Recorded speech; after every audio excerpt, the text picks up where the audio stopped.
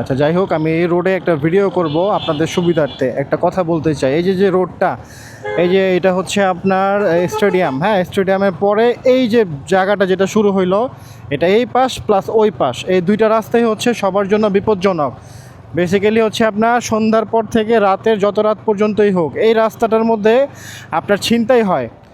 আপনাদের সুবিধার্থে এই কথাটা বলার জন্য আমি ভিডিওটা করতেছি। এটা হচ্ছে নারায়ণগঞ্জ স্টেডিয়ামের পরে যে রোডটা, এটা হচ্ছে এই পাশ বলুন ওই পাশ বলুন, এই দুইটা রাস্তায় আপনার ছিনতাই হয়। আর ছিনতাইটা কোন জায়গা থেকে হয় আমি আপনাকে বলি। যারা অটো দিয়ে বেশি চলাফেরা করেন বা সিএনজি, ঠিক আছে, রাতের বেলা সতর্কর জন্য কি করবেন, কোনো সিএনজি বা কোনো অটো ড্রাইভার যদি এই রাস্তা দিয়ে যাইতে চায়, এই রোডটা ফলো করে যদি উনি চলতে চায় সাইনবোর্ড যাওয়ার উদ্দেশ্যে, তাহলে তাকে বলবেন শিবু মার্কেটের পর থেকে এই রোড দিয়ে যাইতে না, এই সার্ভিস লেন বাদ দিয়ে তাদের হাইওয়ে ধরে মানে এই না যে মাঝখান দিয়ে যাবে, বুঝে একজন যাইতেছে মাঝখান দিয়ে, না, এটা করা যাবে না, মাঝখান দিয়ে যাবেন না, কারণ এই রোডটা আপনাদের জন্য না।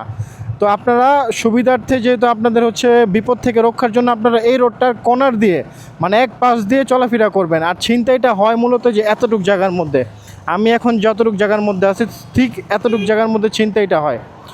অটো থামায় দেয়, এখানে কিছু লোক থাকে অটোতে ওঠার জন্য, ঠিক আছে, এমন একটা ভাব নেই তারা অটোতে উঠবে, কিন্তু আসলে তারা অটোতে উঠে না।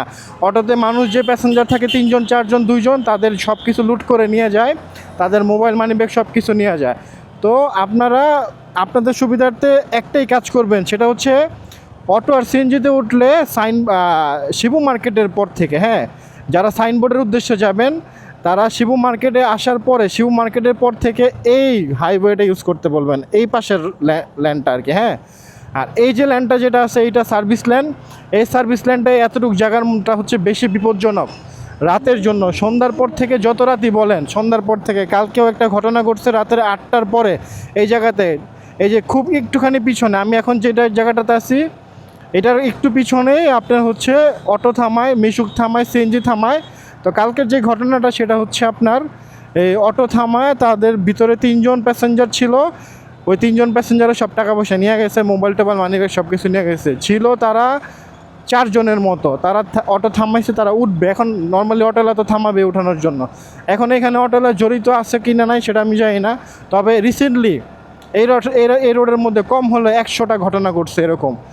আর যারা হচ্ছে শুক্রবারের দিনটা একটু বেশি টার্গেট করে ওরা, কারণ শুক্রবারে অনেক দূর থেকে অনেক মানুষ আসে এখানে ঘোরার জন্য কোনো কাজে, তো ওই সব মানুষগুলো বেশি ওরা টার্গেট করে সাইনবোর্ড থেকে যাওয়ার পথে বা চাষারা থেকে আসার পথে। এই দোনো পাশে দুইটা রাস্তাতেই কিন্তু ছিনতাইটা হয়, শুধু এক পাশে না, দুই পাশেই, দুইটা পাশ অবশ্যই একটু খেয়াল করে চলবেন আপনারা নারায়ণগঞ্জবাসীর জন্য। আর যারা দূর থেকে আসে তাদের জন্য বিপজ্জনক, তারা তো জানেন না, তারা একটু ঢুকে যাবেন। এই প্যাসেঞ্জার যে পর্যন্ত আপনারা সতর্ক না হবেন অতক্ষণ পর্যন্ত আপনারা এই বিপদ থেকে উদ্ধার হইতে পারবেন না। আপনাদের সতর্কতাই আপনাদের হচ্ছে বিপদ থেকে রক্ষা করার সবচেয়ে বড় মূল যে কথাটা আর কি।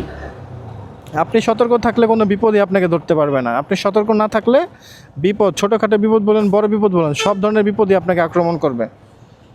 তো অবশ্যই প্যাসেঞ্জারদেরকে বলতে হবে যে ভাই আমি তাহলে নেমা যাই, আমি অন্য অটোতে যাবো। আপনি স্টেডিয়াম পর্যন্ত আসবেন বা হচ্ছে আপনি ওই শিবু মার্কেট পর্যন্ত আসবেন, আইসে আপনি নেমে যাবেন। লাগলে উনি যদি এই পথ ধরে যাইতে না চায় তাহলে আপনি নেমে যাবেন, ঠিক আছে। এর মানে এই না যে উনি জড়িত থাকতেও পারে, বাট এত কিছু ধরার দরকার নাই, আপনি নেমে যাবেন, অন্য একটা অটো ধরবেন, ওই অটোলাকে বলবেন যে ভাই আমি এই রোড দিয়ে গেলে আমি যাব। কেন যদি জিজ্ঞেস করে, কেন বলবেন আমার সেফটির জন্য, এখানে ছিনতাই হয়, ঠিক আছে। বাস এই কথাটা চিন্তা করে আপনারা করবেন।